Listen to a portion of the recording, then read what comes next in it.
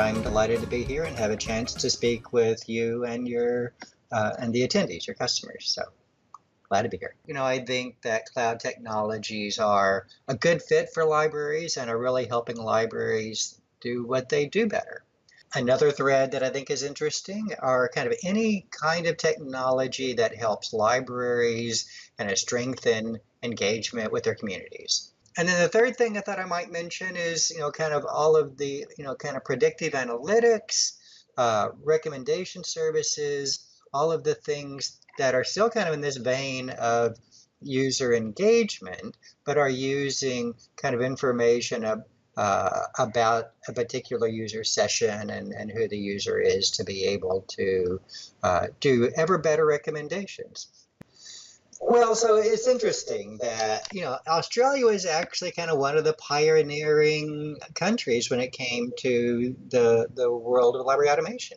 That might be Scandinavia, where, the libraries are really well funded. They have standards for library service. They have, strong investments in technology, strong investments in content. Sweden and other countries have kind of a legal environment for ebooks that's very favorable to libraries. If we were to revolutionize the realm of bibliographic description to something more oriented to linked data, that would give us better placement and access to our users via the web. BibFrame is the framework that maps and expresses bibliographic information in a linked data kind of way. And that seems to be a good direction, I think. Library of Congress has come up with the initial version of BibFrame. BibFrame version 2 was released just months ago. So it's starting to get traction.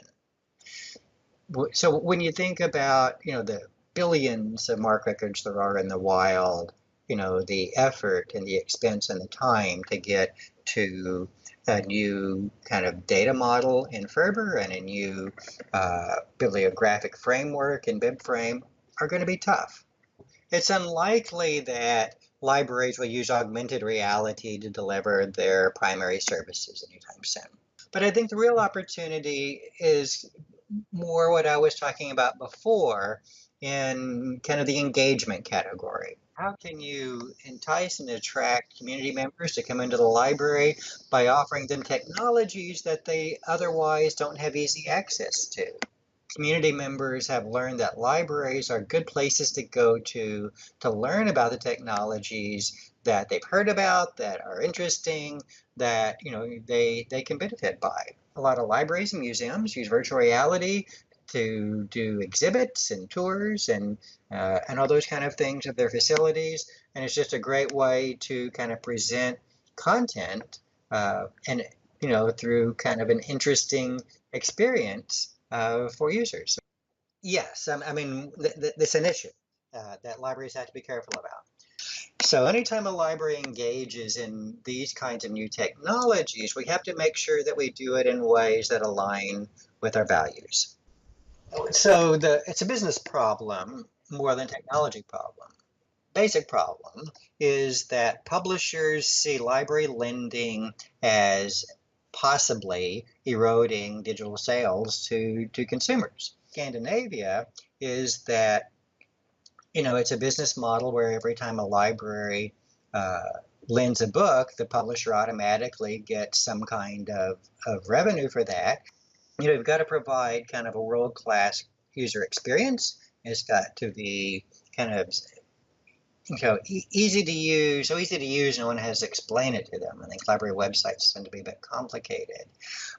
It's got to be personalized. I think that's what community members see in the commercial side. They, when you interact with the rest of the web, it just kind of wraps itself around you. It knows you. It's able to offer things that are interesting to you. So I think libraries have to be more in that mode of anticipating interest, making recommendations, just kind of offering relevant content and services before the community member even realizes that that's what they were looking for, kind of surprise and delight. I'm glad to have a chance to chat for a few minutes. This has been an interesting program and great questions, and I hope to kind of stay in touch.